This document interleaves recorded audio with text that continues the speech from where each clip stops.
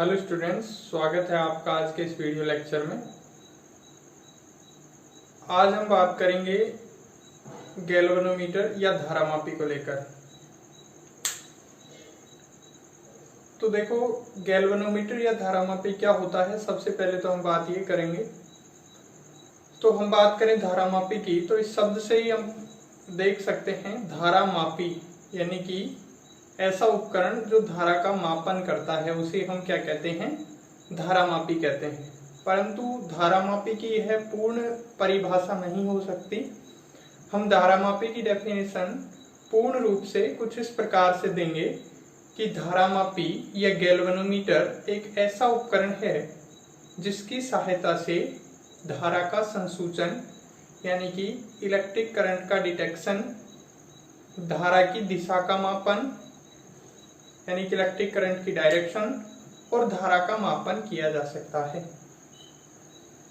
Galvanometer या धारामापी एक ऐसा उपकरण है जिसकी सहायता से हम धारा का संसूचन कर सकते हैं, धारा की दिशा पता कर सकते हैं और धारा का मापन कर सकते हैं। हम बात करें धारामापी की, तो धारामापी जो है उसकी सहायता से हम अल्पमान की धारा का ही मापन कर सकते हैं।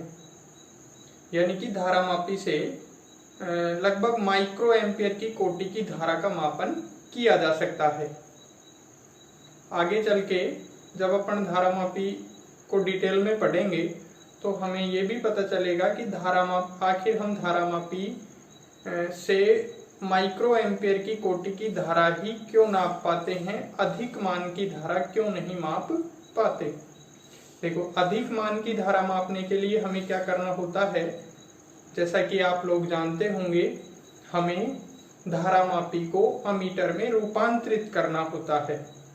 धारामापी को अमीटर में रूपांतरित करने के लिए हम क्या करते हैं, हम धारामापी की जो कुंडली होती है उसके समांतर क्रम में एक अल्प मान का प्रतिरोध जोड़ते हैं और इससे हमें जो उपकरण की प्राप्ति होती है उस उपकरण को हम नाम देते हैं अमीटर।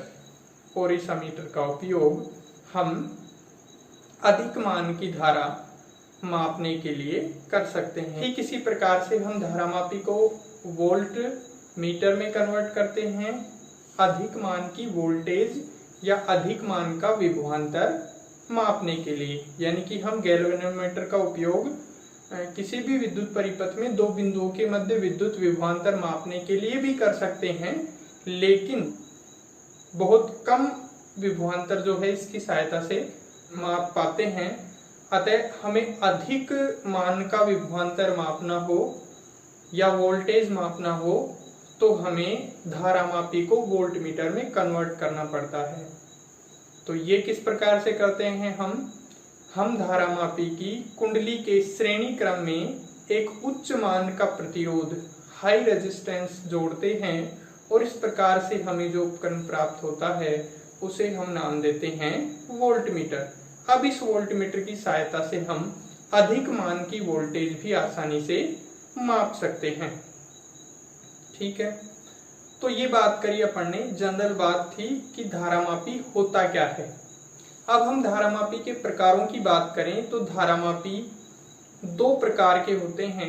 एक तो चल कुंडल धारामापी यानी कि मूविंग कॉइल गैल्वेनोमीटर और दूसरा होता है चल चुंबक धारामापी यानी कि मूविंग मैग्नेट गैल्वेनोमीटर। यहाँ पे हम बात करेंगे चल कुंडल धारामापी के बारे में। तो चल कुंडल धारामापी जो है वो भी दो प्रकार का होता है। पहला तो है निलंबित कुंडली धारामापी यानी कि सस्पेंडेड कॉइल गैल्वेनोमीटर और दूसरा है किलकित कुंडली धारामापी यानी कि पायोटेड कॉइल गैल्वेनोमीटर। ठीक है, तो आज के इस वीडियो में हम चर्चा करेंगे निलंबित कुंडली धारामापी के ऊपर। तो देखो, निलंबित कुंडली धारामापी में हमें कुछ ये पॉइंट्स पढ़ने हैं। सबसे पहले तो हम पढ़ेंगे निलंबित कुंडली धारामापी की संरचना के बारे में, फिर उसका हम सिद्धांत देखेंगे। ये जो सिद्धांत है चल कुंडल धारामापी के लिए पढ़ेंगे। जिसमें दोनों ही आ जाएंगे, निलंबित कुंडली धारामापी भी और किलकित कुंडली धारामापी भी। उसके बाद में हम निलंबित कुंडली धारामापी की कार्यविधि पढ़ेंगे, फिर हम धारामापी की सुग्राहिता के बारे में चर्चा करेंगे, जिसमें धारामापी की धारा सुग्राहिता और वोल्टता सुग्राहिता के बारे में हम पढ़ेंगे, और लास्ट में हमारा टॉपिक रहेगा धारामापी का दक्षतांक, figure of merit of galvanometer. ठीक है, तो इस वीडियो में हम इन 2 पॉइंट्स के बारे में चर्चा करेंगे। पहला तो है निलंबित कुंडली धारामापी की संरचना और दूसरा है सिद्धांत। ठीक है, अगले पार्ट में हम इसकी कार्यविधि, सुग्राहिता और दक्षतांक देखेंगे। तो सबसे पहले बात करते हैं अपन निलंबित कुंडली धारामापी सस्पेंडेड कॉइल गैल्वेनोमीटर की कंस्ट्रक्शन के बारे में, स्ट्रक्चर के बारे में। ठीक है, तो यहाँ पे मैंने निलंबित कुंडली धारामापी का एक डायग्राम बनाया हुआ है। तो देखो इसमें क्या क्या है ये देखना है अपने को। तो ये जो निलंबित कुंडली धारामापी होता है, इसमें एक कुंडली होती है। ठीक है, एक कुंडली होती है, और ये कुंडली किसकी बनाई जाती है? तांबे के तारों की बनाई जाती है। और तांबे की तारों की कुंडली किस प्रकार से बनाई जाती है? एक आयताकार फ्रेम लेते हैं। किसकी? एल्यूमिनियम की। एल्यूमिनियम की फ्रेम पर तांबे के तार लपेटकर क्या बनाई जाती है? कुंडली।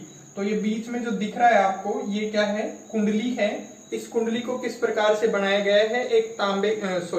एक एल्यूमिनियम की फ्रेम ली और उसके ऊपर इस तरीके से तांबे के तार लपेट दिए, जिससे हमें क्या प्राप्त हुई? एक कुंडली प्राप्त हुई। ठीक है, इस कुंडली को हम नाल चुंबक के ध्रुवों के मध्य रखते हैं।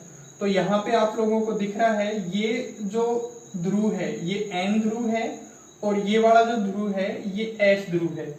अब यहाँ पे बात आती है कि नाल चुंबक क्या है। देखो, नाल चुंबक इस तरीके से, जैसे कोई भी एक पाइप है, उसको अगर अपन बीच में से काटेंगे तो इस तरीके से उसकी स्ट्रक्चर दिखेगी अपने को, है ना। 2 पार्ट, एक ऐसा, इस तरीके से एक।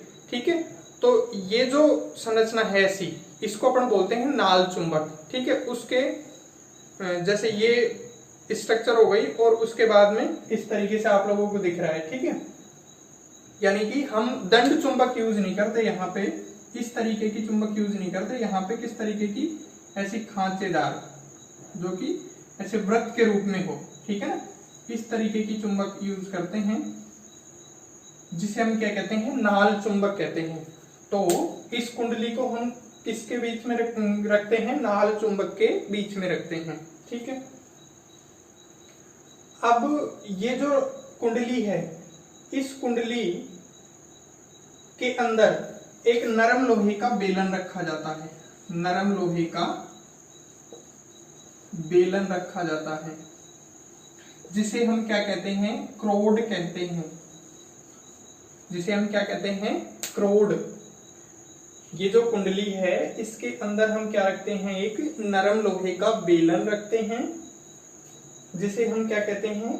क्रोड कहते हैं। ये जो क्रोड है, इसको एक लंबे और पतले फोस्फर ब्रोंज के तार से निलंबित कर दिया जाता है। ये जो कुंडली है, इसको एक लंबे पतले फोस्फर ब्रोंज के तार से निलंबित कर दिया जाता है, जिसका ऊपरी सिरा किससे जुड़ा रहता है? मरोड़ टोपी से जुड़ा रहता है।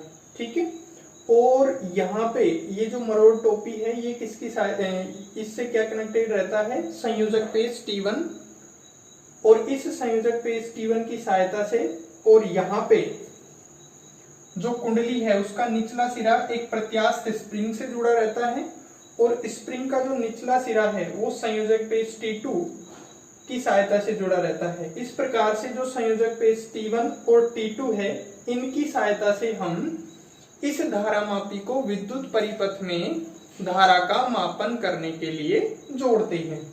अब इसमें क्या रह गया? देखो, यहाँ पे ये जो हमने फोस्फर ब्रोंज का तार लिया है, इस फोस्फर ब्रोंज के तार पर एक छोटा सा समतल दर्पण, इस प्रकार का वृत्ताकार समतल दर्पण लगा होता है। अब यहाँ पे ये जो समतल दर्पण है, इसकी जगह हम बड़ी फोकस दूरी का अवतल दर्पण भी प्रयुक्त कर सकते हैं। तो इस प्रकार से ये हमारे पास स्ट्रक्चर है किसकी, निलंबित कुंडली धारामापी की। एक बार फिर से देखें इसके स्ट्रक्चर को। निलंबित कुंडली धारामापी में एक कुंडली होती है जिसको हम एल्यूमिनियम की फ्रेम पर तांबे के तार लपेटकर बनाते हैं। इस कुंडली को नाल चुंबक के ध्रुवों के मध्य रखा जाता है। इस कुंडली में एक नरम लोहे का बेलन रखा होता है जिसे हम क्रोड कहते हैं। कुंडली से एक लंबा पतला फोस्फर ब्रोंज का तार निलंबित रहता है। इस फोस्फर ब्रोंज के तार पर एक छोटा वृत्ताकार समतल दर्पण या अधिक फोकस दूरी का अवतल दर्पण लगा रहता है। यहाँ पे ये जो फोस्फर ब्रोंज का तार है, इसके सिरे पर मरोड़ टोपी लगी रहती है और मरोड़ टोपी संयोजक पेच T1 से जुड़ी रहती है। ये जो कुंडली है, इसके निचले सिरे पर एक स्प्रिंग लगी होती है, प्रत्यास्थ स्प्रिंग लगी होती है, और प्रत्यास्थ स्प्रिंग जो है वो किससे, संयोजक पेच T2 से जुड़ी रहती है। संयोजक पेच T1 और T2 की सहायता से हम इस गैल्वेनोमीटर को विद्युत परिपथ में धारा के मापन हेतु प्रयुक्त करते हैं। ठीक है, तो ये बात थी निलंबित कुंडली धारामापी की संरचना की। अब हम बात करेंगे इसके सिद्धांत की। तो हम सिद्धांत की बात कर रहे हैं निलंबित कुंडली धारामापी के लिए और किलकित कुंडली धारामापी के लिए। दोनों के लिए सिद्धांत सेम है, यानी कि हम इस प्रकार से कह सकते हैं कि हम अब किसके सिद्धांत की बात करेंगे, चल कुंडल धारामापी के सिद्धांत की बात करेंगे। यानी कि मूविंग कॉइल गैल्वेनोमीटर के लिए हम सिद्धांत पढ़ेंगे कि किस सिद्धांत पर ये मूविंग कॉइल गैल्वेनोमीटर यानी कि चल कुंडल धारामापी कार्य करता है।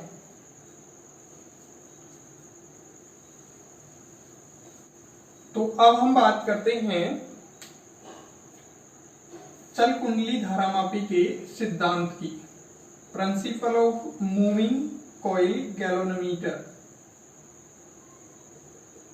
तो देखो, मूविंग कॉइल गैल्वेनोमीटर चल कुंडली धारामापी किस सिद्धांत पर कार्य करता है।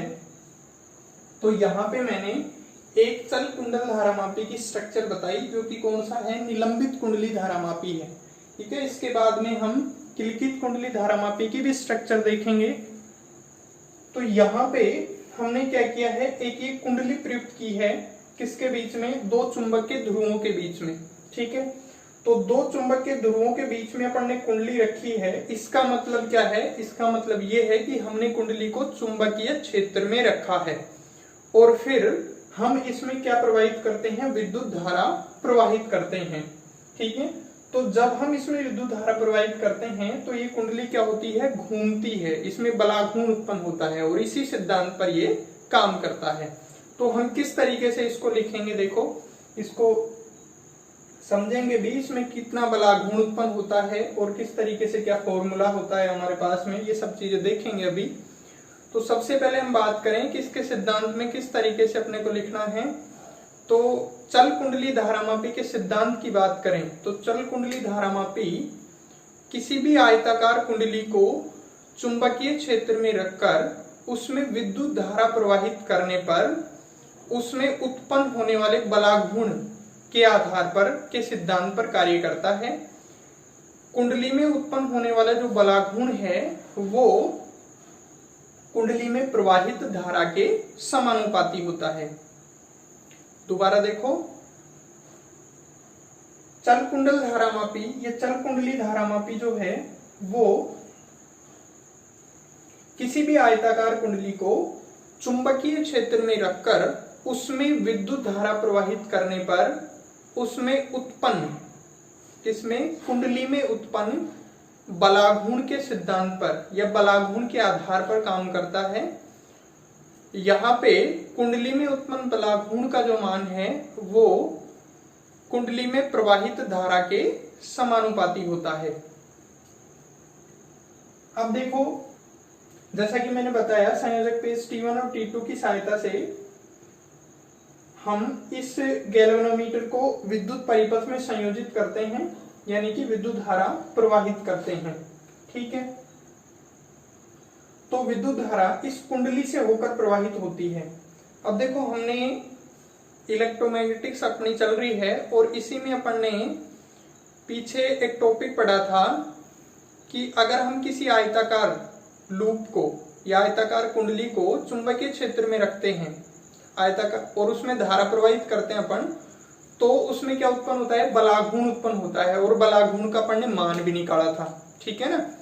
तो ठीक इसी तरीके से यहाँ पे जब हम इसको T1 और T2 की सहायता से विद्युत परिपथ में संयोजित करके और इस गैल्वेनोमीटर की कुंडली में विद्युत धारा प्रवाहित करेंगे, तो कुंडली में बलाघूर्ण उत्पन्न होगा।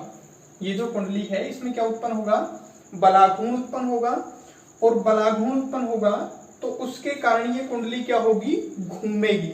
ठीक है, तो जब कुंडली घूमेगी तो यहाँ पे ये जो हमने फॉस्फर ब्रोंज का तार इसके ऊपर निलंबित किया हुआ है, इसमें क्या उत्पन्न होगी, ऐंठन उत्पन्न होगी। ठीक है, तो जब हम इसमें, पहली बात तो ये, हम इसमें जितनी धारा प्रवाहित करेंगे उतनी ही ये कुंडली क्या होगी, घूमेगी। फिर जब एक कुंडली घूमेगी तो उसके साथ में ये फॉस्फर ब्रोंज का तार और साथ में हमने ये जो नीचे स्प्रिंग लगाई हुई है, ये स्प्रिंग कैसी है, प्रत्यास्थ स्प्रिंग है और ये इससे कनेक्टेड है। ठीक है ना, ये इससे जुड़ी हुई है। ये दोनों में क्या उत्पन्न होगी, ऐंठन उत्पन्न होगी। ठीक है, तो ये फॉस्फर ब्रोंज का तार और साथ में ये स्प्रिंग, ये क्या उत्पन्न करेगी, प्रत्यानन बल उत्पन्न करेगी। यानी कि हम इस तरीके से कह सकते हैं, प्रत्यानन बलाघूर्ण उत्पन्न करेगी। ठीक है, तो इस कुंडली में उत्पन्न विक्षेपक बलाघूर्ण की बात करें अपन, तो देखो कुंडली में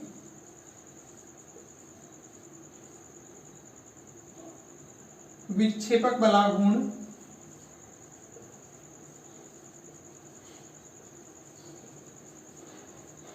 टाउ, इसको DEF लिख देते हैं, डिफ्लेक्शन, या फिर डायरेक्टली टाउ भी लिख सकते हैं। देखो इसका मान कितना, NIAB साइन थीटा। ठीक है, यहां पे हमने कुंडली में फेरों की संख्या मानी है कितनी, N। एक कोई आयताकार फ्रेम लिया, उसके ऊपर इस तरीके से अपन ने N फेरे लपेट करके कुंडली बनाई। ठीक है, इसमें हमने धारा प्रवाहित करी I, कुंडली का जो सदिश क्षेत्रफल है वो कितना है, A, और यहाँ पे जो चुंबकीय क्षेत्र का मान है वो कितना है, V, और कुंडली का सदिश क्षेत्रफल और चुंबकीय क्षेत्र के बीच में कोण कितना है, थीटा। अब देखो यहाँ पे अपन बात कर लेते हैं थीटा की। तो ये जो हमने चुंबक ली है, नाल चुंबक, तो नाल चुंबक हम यहाँ पे इसलिए प्रयुक्त करते हैं ताकि यहाँ पे हमें थीटा कितना मिले, 90 डिग्री मिले। ठीक है, अब देखो थीटा 90 डिग्री कैसे मिलेगा, इससे यहाँ पे अपन बात करें, ये जो हमारे पास में धारा मापी है, इसकी ये जो कुंडली है, ये वाली जो स्ट्रक्चर है, इसको अपन जैसे ऊपर से देखें, ठीक है, तो ये अपने को कुछ ऐसी दिखती है। ठीक है, ये अपने को कुछ इस तरीके से दिखेगी, और ये इसकी क्या हो जाएगी, देखो ये इसका ऊपर से व्यू दिखेगा अपने को, मतलब इस कुंडली और साथ में ये जो हमने चुंबक लगाई हुई है, इसको अपन ऊपर से देखेंगे तो ये अपने को कुछ इस तरीके से वृत्ताकार, और साथ में ये कुंडली का ऊपर वाला हिस्सा दिखेगा, मतलब कि इसमें इस तरीके से तार लपेटे हुए हैं ना, इसमें विद्युत धारा इस तरीके से प्रवाहित हो रही है, अगर जैसे विद्युत धारा की बात करें अपन। ठीक है, अच्छा, इसी कुंडली में हमने क्या रखा हुआ है, एक नरम लोहे की क्रोड रखी हुई है।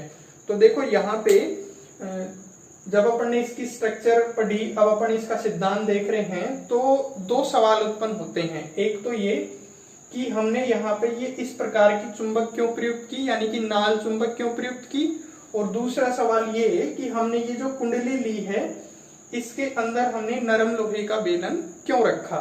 ठीक है। तो इन दोनों सवालों का जवाब भी हमें यहाँ से मिल जाएगा और हमें ये भी पता चलेगा कि ये theta is equal to 90 degree किस प्रकार से अपने को मिला। तो सबसे पहली बात तो ये कि ये हमने इस कुंडली के अंदर नरम लोहे की क्रोड क्यों रखी, ठीक है। तो जो नरम लोहा होता है उसकी चुंबकीय पारगम्यता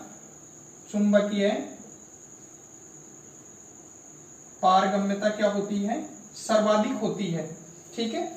और हम कहीं चुंबकीय क्षेत्र में या फिर किसी भी, जैसे हमारे पास में कोई भी उपकरण है उसमें अगर अपन नरम लोहे की क्रोड प्रयुक्त करते हैं तो उसमें से अधिक बल रेखाएं गुजरती हैं, ठीक है। तो यहाँ पे चुंबकीय क्षेत्र को प्रभावी बनाने के लिए, इस कुंडली के अंदर चुंबकीय क्षेत्र को प्रभावी बनाने के लिए हमने ये नरम लोहे की क्रोड जो है प्रयुक्त की है, ठीक है। तो इस बात का जवाब तो हो गया ये। अब अपन बात करें कि इसमें ये जो हमने चुंबक प्रयुक्त करी है, ये नाल चुंबक ही क्यों प्रयुक्त करी है, हमने दंड चुंबक प्रयुक्त क्यों नहीं करी, मतलब इस तरीके से फ्लैट भी ले सकते थे अपन, ठीक है ना। तो यहाँ पे जब अपन ये नाल चुंबक प्रयुक्त करते हैं, ठीक है, तो त्रिज्यीय चुंबकीय क्षेत्र होता है और त्रिज्यीय चुंबकीय क्षेत्र उत्पन्न होता है तो उसमें हमेशा क्या रहता है कि चुंबकीय क्षेत्र की जो दिशा है, जो चुंबकीय क्षेत्र रेखाएं हैं, वो सदैव ये जो कुंडली है इसके तल के क्या रहती हैं, समांतर रहती हैं, जिससे इसके सदिश क्षेत्रफल A और हम कहें B, इन दोनों के बीच में, A वेक्टर और B वेक्टर के बीच में सदैव कितने डिग्री का कोण रहता है, 90 डिग्री का एंगल रहता है, ठीक है। या हम इस तरीके से भी कह सकते हैं, इस NIA को अपन कहते हैं M, चुंबकीय आघूर्ण, ठीक है। तो जब हम नाल चुंबक प्रयुक्त करते हैं तो नाल चुंबक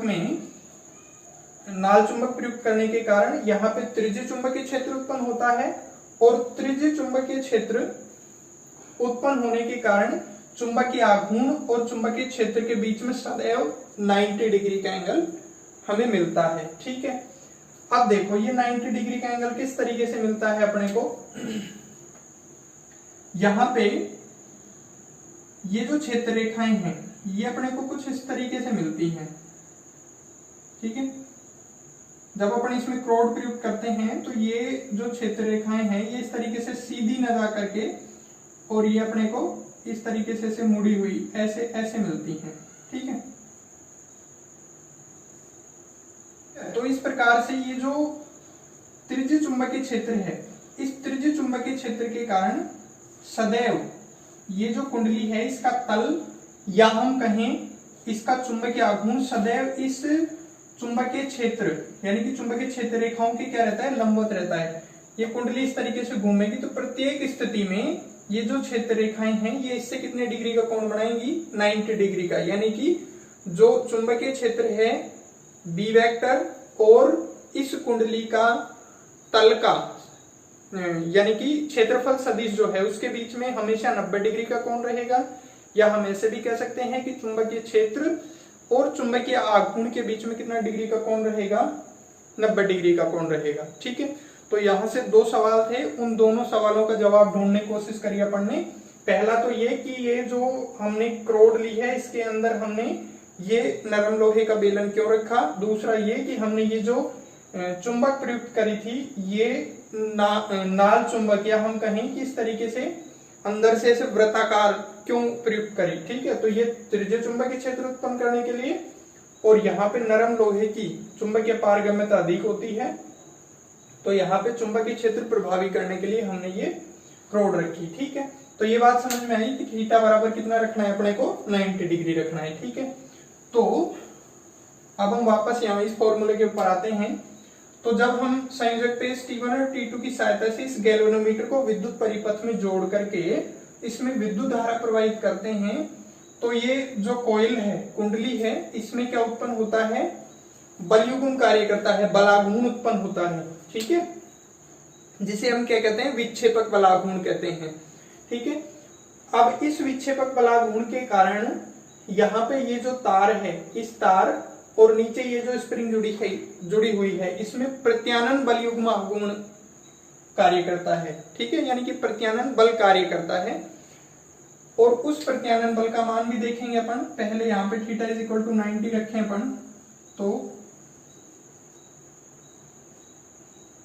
टाउ का मान कितना आएगा NIAB, इसको दे दे इक्वेशन नंबर 1। ठीक है, अब इस विक्षेपक बलाघूर्ण के कारण ये जो कुंडली है इसमें इस फॉस्फर ब्रोंज के तार और इस स्प्रिंग के कारण क्या उत्पन्न होता है, प्रत्यानन बल युग्म आघूर्ण या बलाघूर्ण भी कह सकते हैं इसको डायरेक्टली। ठीक है, इसको अपन रेस्टोर्शन टॉर्क क्यों बोलेंगे, इसको डिफ्लेक्शन टॉर्क क्यों बोलेंगे। ठीक है, तो इसको टाउ आर से डिनोट कर दिया और इस टाउ आर का मान जो है वो कितना होगा C5। ठीक है, अच्छा ये C5 क्या है, यहां पे हमने जब इसमें मान लो कुछ मान की धारा प्रवाहित करी और कुछ मान की धारा प्रवाहित करने से ये जो हमारे पास में फॉस्फर ब्रोंज का तार है इसमें फाई ऐंठन उत्पन्न हुई। ठीक है, या हम कह सकते हैं कि ये जो हमने इसके ऊपर ये समतल दर्पण लगाया हुआ है इसमें फाई कोण से डिफ्लेक्शन हुआ। ठीक है ना, तो टाउ आर का जो मान है, प्रत्यानन बल युग्म आघूर्ण का जो मान है वो किसके बराबर हो जाएगा, tau R is equal to C5। यहां पे C क्या है, कांस्टेंट है।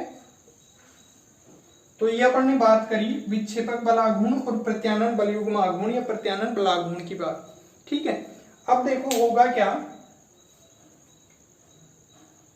कि इस तरीके से जब ये हमारे पास में प्रत्यानन बलाघूर्ण और कुंडली में विक्षेपक बलाघूर्ण इसका मान जब सेम हो जाएगा, ठीक है, तो ये कुंडली क्या हो जाएगी, रुक जाएगी।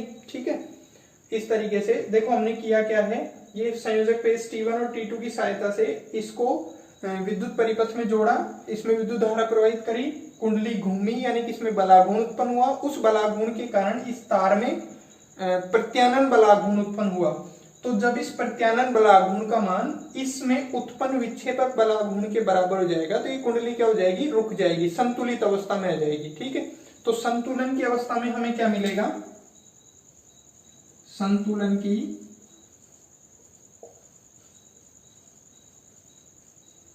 अवस्था में, संतुलन की अवस्था में टाउ डिफ्लेक्शन का मान किसके बराबर मिलेगा, टाउ रेस्टोर्शन, मानी कि डिफ्लेक्शन टॉर्क क्यू का मान रेस्टोर्शन टॉर्क क्यू के बराबर मिलेगा अपने को। यहां से समीकरण 1 और 2 जो है उससे हम मान लिखेंगे। तो देखो NIAB, इससे ये आएगा हमारे पास में C5 के बराबर, और यहां से I का अगर अपन मान लिखें तो C/NAB इंटू 5। ठीक है, यहां से C/NAB जो है अगेन एक कांस्टेंट है और इसको अपन कैपिटल K लिखें। ये जो कैपिटल K है इसे हम धारामापी का परिवर्तन गुणांक कहते हैं। क्या कहते हैं इसे, धारामापी का परिवर्तन गुणांक। ठीक है, तो I का जो मान है वो किसके बराबर मिलता है हमें, K/5 के बराबर। ठीक है, और इसका मतलब ये हुआ, देखो ये तो K तो क्या है, कांस्टेंट है, तो I हमें समानुपाती मिलता है डिफ्लेक्शन फाई के। ठीक है, विक्षेप फाई के, फाई क्या है यहाँ पे, विक्षेप है, इस कुंडली में कितना विक्षेप उत्पन्न हुआ था। ठीक है, वो एंगल के रूप में देखा है अपन ने। तो ये है धारामापी का, निलंबित कुंडली धारामापी और किलकित कुंडली धारामापी का सिद्धांत है। ठीक है, इसमें हम जितनी धारा प्रवाहित करेंगे ये कुंडली उतनी ही घूमेगी और कुंडली में प्रवाहित धारा जो है इसमें उत्पन्न विक्षेप के समानुपाती होगी। देखो यहाँ पे ये फाई क्या है, इस कुंडली में उत्पन्न विक्षेप। ठीक है, तो इस तरीके से ये बात थी निलंबित कुंडली धारामापी के सिद्धांत की। तो ये फर्स्ट पार्ट। अब नेक्स्ट पार्ट में अपन इसकी कार्यविधि की बात करेंगे कि ये निलंबित कुंडली धारामापी इसकी वर्किंग क्या है। ठीक है, और इसी के साथ हम इसमें चर्चा करेंगे धारामापी की सुग्राहिता के ऊपर और धारामापी के दक्षतांक के ऊपर। ठीक है।